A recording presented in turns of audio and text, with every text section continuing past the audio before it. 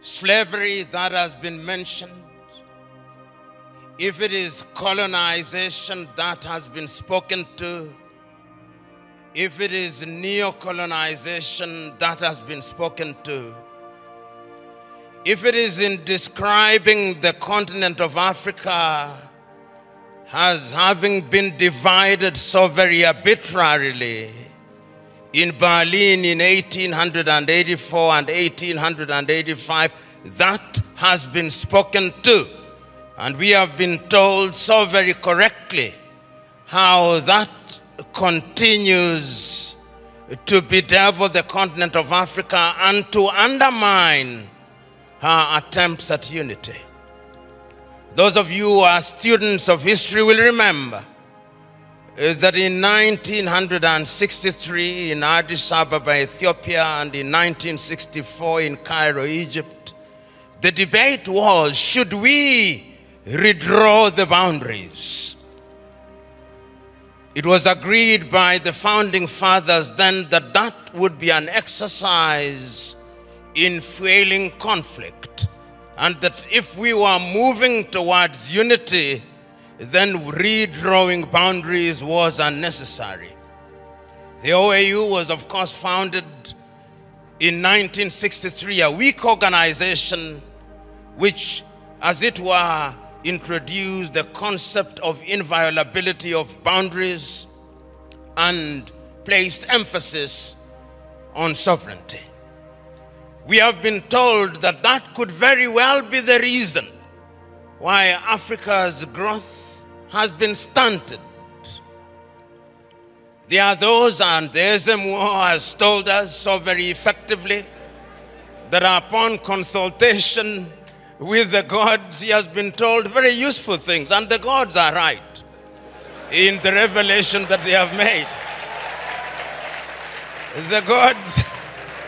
The gods are right in saying that we have suffered in many ways and continue to do so, and that therefore the post-independence African country or countries are bedeviled by many things. That could be a reason. It has also been said that part of the reason why we have not realized our potential is because we make the wrong choices. And that could very well be true. And my brother who spoke about choices so very well told us that it all rests on the choices that you make. And you who are Christians will remember that at critical moments, even in the Christian tradition, it has always been a question of choices. If you read the book of 1 Kings at chapter 18, when there is conflict in that little place called Israel, Elijah summons them and says, choose you now. If Baal is God, bring the 450 disciples of Baal and the 400 of Asherah who dined with Jezebel. And if God is God, let him be worshipped. If Baal is Baal, let him be worshipped. Perhaps that is the reason why we are where we are. We never make the right choices. We choose Baal when we should be choosing God. There are those who have said possibly, and you see this choice if you read the book of Joshua chapter 24, when he calls the Israelites and tells them, choose you now. Do you want to worship the gods whom your ancestors worshipped before they crossed the river, or the gods of the Amorites in whose land you dwell? As for me and my house, we shall serve the Lord. Perhaps we are not serving the gods, and that the gods are angry. And in the anger, they continue to visit pain upon us. So there is a sense in which all and many things have been talked about. But Africa sometimes judges ourselves very harshly and with a jaundiced sense of history. The post-colonial African state, the oldest post-colonial African state is Ghana, 66 years only. Nigeria, 63 years only. And we often forget these very important and immortal words of John Henry Clark, when he said that all African countries, upon regaining independence, started to conduct their affairs on the basis of systems of governments that were borrowed from Europe, and that none of them will ever succeed on the basis of borrowed systems. And as if he were a Jewish prophet, he is being proven right on a daily basis. Because whenever we in the African countries think that we have identified the problem and that we have identified the antidote, when we apply the antidote, new wounds appear. That has been the state of Africa, and that continues to be our state. And therefore, when we judge Africa, we must ask ourselves, from whose lens are we judging Africa? When in 1965, the Osagyefo Kwame Nkrumah wrote the book Neo-Colonialism, the Last Stage of Imperialism, and the Most Dangerous, he was right, and he was overthrown for it, because the colonizer left but never left. And if you have any doubt, see what is happening in Niger, in Guinea, in Burkina Faso, in Mali. They are alive and well. And Africa remains the only continent in the world that is still referred to as Francophone, Anglophone, Lusophone, and now we are beginning to even call it Russophone and Sinophone and Indophone. There is a sense in which we must never forget this, so that when we are judging Africa, we ought to judge her on the basis and upon the realization that the headwinds that stand on our path are numerous, and that there is no shortage of fifth columnists within our ranks. The SMO spoke, and if the SMO were to speak a little longer, he would have reminded you of what Chinua Achebe said in Things Fall Apart, that they came and put the things that held us together, and we can no longer reason as one. And he said, we may have sent the white man away, but what about our brothers whose minds they have infected and infested? And there is no shortage of them. So Africa can and will arise. And if you look at the continent of Africa, she has always been conscious of the need to do right things. And if you look at the continent since 1963, and I can remember this so very vividly, I can remember Kwame Nkrumah in 1957 on the 6th of March saying, the freedom of Ghana means nothing if the rest of Africa is not free. He says the same thing in 1958. He repeats the same thing in 1960 in Casablanca, Morocco. He repeats it again on 25th of May, 1963 in Addis Ababa, Ethiopia, where he tells the 32 heads of states gathered there, we must live here with one army. We must live here with one currency. We must live here with one foreign policy coordinated. And I even suggest that we can have a capital, and I suggest Bangui in Central African Republic because it is the most central. But we listen to him not. After that, of course, we have had our gains. Under the aegis of the OAU, Africa was able to eliminate apartheid, South Africa. Under the aegis of the OAU, Africa was able to chase away the Portuguese in Cabo Verde, in Angola, in Mozambique, in Guinea-Bissau. Under the aegis of the OAU, Africa was able to chase away the apartheid regime in what is now Namibia and the Ian Smith regime in what is now Zimbabwe. Let us not judge ourselves too harshly. We have made our mistakes, but sometimes it is proper, as my sister said, that we see half full glass rather than half empty. We must not debilitate ourselves by constantly bashing ourselves and looking at Africa from jaundiced eyes from Europe and America. And I'm suggesting to you, we have and will continue to make our mistakes. Look at Africa and the decision that she has made for herself over the years. As early as 1980, Africans sitting here in Lagos, Nigeria, came up with the Lagos Plan of Action. And the Lagos Plan of Action told Africa, in order for Africa to realize our potential, we must trade amongst ourselves. But the neo-colonizer was not resting. A little earlier, 5 years earlier, the neo-colonizers had sat down in Lomé in Togo, not too far from here, and came up with an agreement of African and European and Pacific countries. And when that did not work, they sat again in Cotonou here in Benin and came up with the Cotonou Agreement. They are never resting. We must never forget that. The neo-colonialist are alive and well and is always trying to frustrate what we do because Africa is their hunting ground. And we did not stop there. When we are doing things, you tell me what Africa has not tried to do. In terms of the airspace, we agreed in Yamoussoukro, in La Côte d'Ivoire, that we will open our airspaces in 1988. We sat in Abuja here in Nigeria in 2001 and said we were going to spend not less than 15% of our budget in the health sector. We sat in Malabo, Equatorial Guinea in 2014 and said we were going to focus on agriculture. We sat down in Maputo in 2013 and said we were going to ensure that our women were mainstreamed in the activities of Africa.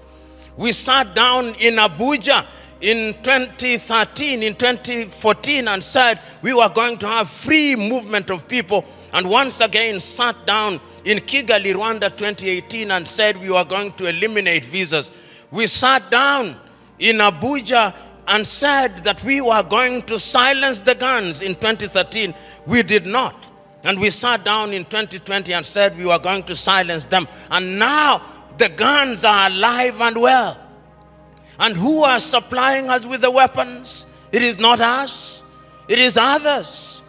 Should we blame them? Yes, we should. Should we blame ourselves? Yes, we should. So Africa has always been a battleground. And the rhetoric that we see and the manner in which we ourselves are educated. My sister talked about education. But really, what are we teaching ourselves? It is fella Nicola Pokuti said, "Teacher, don't teach me nonsense."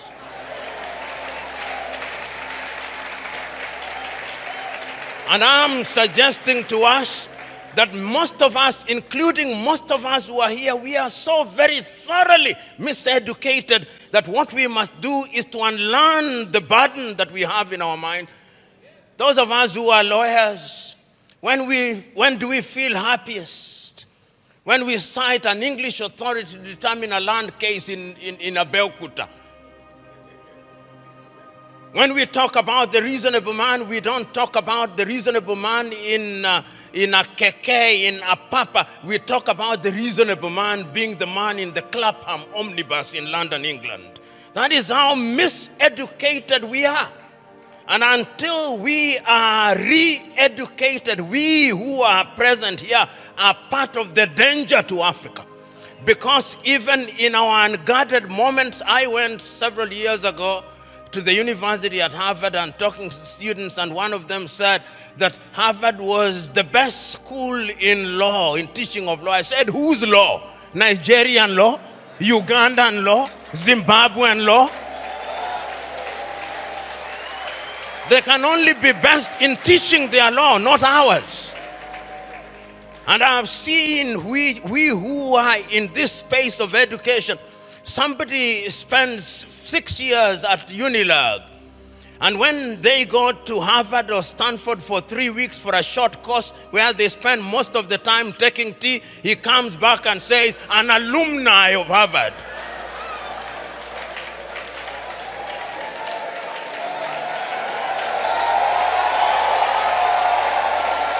So the time is now. The time is now to begin re-educating ourselves. The time is now to exorcise the ghost of low self-esteem. You know, Africa has many things. We have talked about our mineral resources. We've talked about our arable land. We have talked about many things, but from where I sit, the greatest African resource is the human resource. You know, Africa has been so wronged by other civilizations. We were the enablers of the first industrial revolution. When our ancestors were taken to work in the farms in Europe, we enabled that revolution. Right now, we are enabling the fourth industrial revolution and the fifth industrial revolution. That is why they have talent visas, because they are taking our talent. If it is not nurses, it is our IT gurus. If it is not our IT gurus, it is our engineers. And we are gleefully letting them away. I see our heads of state saying, we have signed a contract to take our workers to Saudi Arabia, modern day slavery. And you know, just this morning, my wife sent me a proverb from Turkey that when you elect a clown and you think that he will be a king, what he does is to convert the kingdom into a circus. And I am suggesting to us that that is part of the African problem, because it starts with political hygiene. Most of Africa is suffering because we do not have democracies. We have kakistocracies. And kakistocracies are governments by our very worst. This is what we must deal with, and this is what we must say. Who do we elect into our public offices? Because, as I've said before, when you allow hyenas to take care of goats, why should you be surprised when the goats are eaten? This is the same. And Africa is only going to realize our potential in all areas when, by dint of choice, we enable and allow our best men and women to serve in different areas. I've heard it being said about Lee Kuan Yew in Singapore. I've heard it being suggested about Mahathir Mohamad in Malaysia. I've heard it being said about Japan. I've heard it being said about other countries. But there was a conscious decision on the part of those individuals and the followership. We always talk about leaders, but we never talk about the followers. The followers must also style up. Africans on average are for some reason attracted to thieves. Africans are for some reason attracted to men and women who cannot serve her. And when they are not served, then they complain. When Africans are told, choose you now whom we shall release, Jesus of Nazareth or Barabbas, they say, release Barabbas. And when Barabbas behaves like Barabbas, they say, why are you not behaving like Christ? It cannot be done. And this is what we must do. And I am submitting to us that it can be done and it should be done. I know a number of African countries, and I travel this continent sufficiently to know that there are African countries that are doing well. They are trying. There is no nation without trials and tribulation. We are fond of talking about the United States of America as an exemplar of that which is good and bad. When they said in 1776 that they held certain truths to be self-evident, that all men were born equal, that they were endowed by their Creator with certain unalienable right, that among those who were life, liberty, and the pursuit of happiness, were blacks included? No, they were not. Did they not fight a civil war? Yes, they did. Are they not frustrating people until 1963? Did George Floyd, was he not killed only recently? There is not a single nation without trials and tribulation. And we must therefore remind ourselves that we have the wherewithal to catapult Africa into a different orbit. And Nyerere of Tanzania once said, we must also define what development means. And he said, development does not mean necessarily the building of skyscrapers. There is nothing wrong with that. But let the Americans go to the moon. We are going to provide water to our villages. We must define what development means. And once we define what development means and we define ourselves, then Africa shall realize our potential. In 1996, Thabo Mbeki talked about an African. Who is an African? Who are you? Define yourself first. The Chinese define themselves. The Indonesians define themselves. The Koreans define themselves. We must define ourselves and begin to believe in our institutions.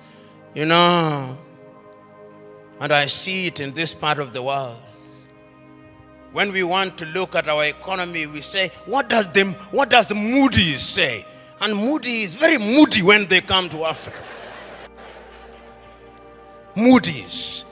Can the Department of Economics at UNILAG not do that? Can't they? McKinsey, an American outfit, they are the ones who come here and tell us how our economy is behaving. When the American dollar as much as sneezes, the naira goes into a coma. Why? 63 years after independence in Nigeria, 66 in Ghana, 61 in Kenya and many other countries, we still believe that somebody else's currency is what must define us.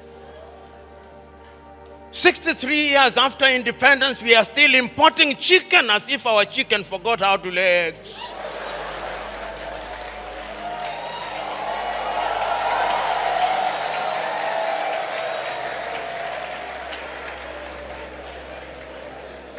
The time is now for Africa to ask fundamental questions. Because if you ask the wrong questions, you'll get the wrong answers. And I'm suggesting to us that Africa is already asking those questions. You know, in the year 2013, African heads of states and government sat in Addis Ababa, Ethiopia. That was during the chairmanship of South Africa's Nkosazana Dlamini Zuma. And they decided that we can no longer continue to live in this muck and mire. Africa must know progress. And they came up with Africa Agenda 2063. My sister spoke to it so very ably and eloquently and passionately. What we don't say is that during that week, Nkosazana Dlamini Zuma wrote an apology letter to Kwame Nkrumah, telling Kwame, we apologize. What we are doing now, you saw in 1963. A house divided against itself cannot stand. Now we are living through Africa Agenda 2063. We are living through the Sustainable Development Goals. And I'm not a Jewish prophet nor related to one, but I can confirm to you we will not fulfill any one of them. You cannot, in the nature of things, engage the reverse gear and then think you'll reach your destination. You cannot. And that is what most African countries have done. So the time is now, as the cliche goes, when you are in a hole, you stop digging. And Africa must stop digging. And if we stop digging and we look at what we have, Africa Continental Free Trade Area says that we are going to trade amongst ourselves in the world. Africa trades ourselves at best at 20%. Europe at about 70%, North America possibly 65%, Asia now going to 60%, Latin America going to 55%, Africa 20%. What must we do? We must stop certain things that stand in our way. Conflict. Look at Africa as I speak to you. Look at Sudan. For the last 2 months, there is no economic activity in Sudan. They are destroying what they once built. Even if you wanted to trade, who do you trade with? Generating as at now 2.5 million refugees. I do not hear the voices of African leaders, no. Their silence is eloquent. And when they speak mutedly in sanitized languages, and people are dying. Children who ought to be vaccinated in Sudan are not getting vaccinated. Here in your neighborhood in Cameroon, children have not gone to school for the last many years. Conflict. In northern Mali, the country is divided de facto into two. 2 In the Democratic Republic of Congo, 120 armed groups. Yet it is the busiest airspace in the continent of Africa. Minerals are being taken away to Europe and America. Central African Republic, the same. Libya, the same. Several months ago, I wrote to the chair of the African Union and to all African heads of state and said, convene a meeting with only one agenda item. What can we do to save Africa from this slide? Only 4 replied. That is the state of the continent of Africa. We must deal with the basic things. We must solve conflict. We must change our governance. Because if we don't deal with the question of governance, we are going nowhere. Africa has become a continent where after every election there is conflict, because the pursuit of power is the cutthroat competition where throats are actually cut. And when the SMO was here and he consulted the oracles, he discovered that we have a problem in that direction. And that the sooner we resolve that, the safer we will be. Africa can rise and Africa will rise. But it's not going to rise by prayer and fasting. We must pray and fast, but it will not happen. Because the last time I checked, even those of you are believers, when Abraham was taken from Ur of the Chaldeans and given Canaan, it was not on a silver platter. He had to fight the Canaanites. He had to fight the Philistines. That is the nature of divine instruction. Go ye and subdue the world by the sweat of thy brow. The kitchen where they make manna was closed. Manna will no longer come. Because you must now make your manna. And it is our duty, therefore, as Africans to begin to rethink the younger generation. You know, there is a saying in Chichewa in Malawi that more precious than our children are our children's children. So when we are doing these things, we must remind ourselves that we are doing for this generation and generations yet to be born. When my good sister was speaking, she started in 1969 about the education. We were alive. Then you came to the year 2023 and we are alive. But when you came to the year 2077, knowing as we do that we are not immortal, we shall be assumed into heaven. Some of you who will be alive, you will be old and possibly stupid and not very useful to anybody. This is why we say it is intergenerational. So, brethren, what we must now do is to ask ourselves, then what do we do? Beyond the rhetoric, what do we do? And what is beautiful in Africa now, not only in the continent of Africa, is that there is a consciousness. You know, I'm in a church setting, and sometimes it is good to remind you, for those of you who believe and believe rightly, even in the Bible, sometimes those who are saying the right things think that they are the only ones, thinking in silo. You remember Elijah going and saying, but Lord, I'm the only one who has not bowed to Baal. He was told, no, there are 7,000 others.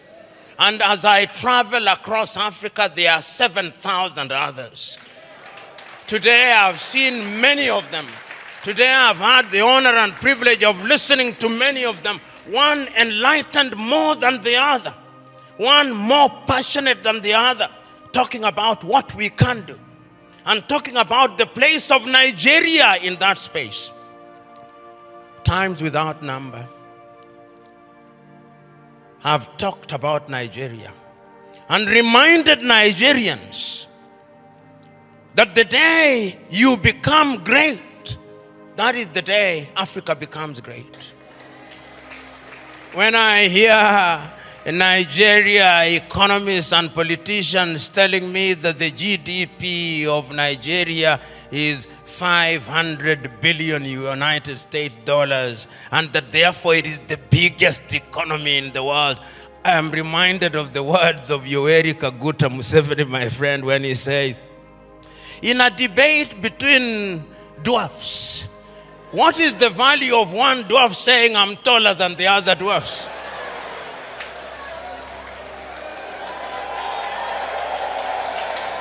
You are still a dwarf. This Nigeria is capable in 5 years of becoming a 3 trillion GDP economy. The fundamentals are there. Talk of human resource. And I think it is, my sister, you go to anywhere in the world. Tell me, engineering, artificial intelligence, space, Nigerians. The saying goes, if you go to any part of the world and you do not find a Nigerian, run away from there. Because there is nothing to be done there. It is these Nigerians who will move the country. I keep on reminding my Nigerian friends, you say you are 220 million. No, you are not. I suspect you are 300 million. And if my suspicion is correct, you owe this region and this continent the talent. You know, when people talk about instability in Nigeria, I ask them, can you handle refugees from Nigeria? Can you? You cannot. They'll overwhelm the entire West Africa. So it is in Africans' genuine desire that Nigeria remains great and becomes great. All the ingredients are there. Writing in 1983, Chinua Achebe, in his book, The Trouble with Nigeria, said that it is simply and squarely a problem of leadership. That is an African problem. And I also want to say it is also a problem of followership. Before the Ezemwe started speaking, he talked about what is expected of him in the village. When you are appointed into a public office in Africa, they actually expect you to be a thief. And if you don't steal, they say you are not wise. So in the minds of many people in Africa, Abuja and Lagos are hunting grounds where they send their sons and daughters to steal, to take antelopes, which they share in the village. That thinking must change, because service for humanity is what we must look at. And I have no doubt in my mind that Africa can do it. When I look at Africa and I look at Nigeria, I see an Africa that is capable of rising because our sons and daughters now present in the continent and even in the diaspora. You go and see the Africans in the diaspora, whether they are in Antigua and Barbuda, and my good friend here, the ambassador of Antigua and Barbuda, Wallace Williams, Trinidad and Tobago, will agree with me in that regard. You go to St. Vincent's and Grenadines, you go to Jamaica, everybody now wants to come and invest in Africa. But we must make the circumstances right. So we must improve our politics. We must make our laws enabling.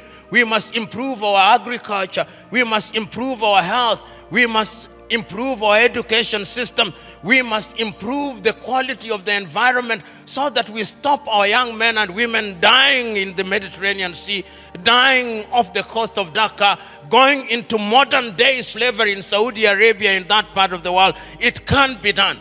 We have seen it done during our lifetime. We have seen South Korea do it. We have seen China do it. We are seeing India do it. We can see Indonesia doing it. We have seen Vietnam after the war doing it. And within the continent of Africa, there are other examples. We have seen Rwanda rise like a phoenix during our lifetime.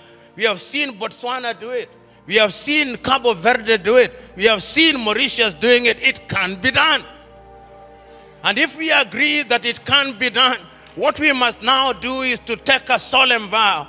And that solemn vow must come from these words spoken by Julius Kambarage Nyerere on the 6th day of March 1997 in Accra, Ghana, when he was called upon to be the guest on the 40th anniversary of Ghana's independence. This is what he said, and I say this, then I shut up and sit down.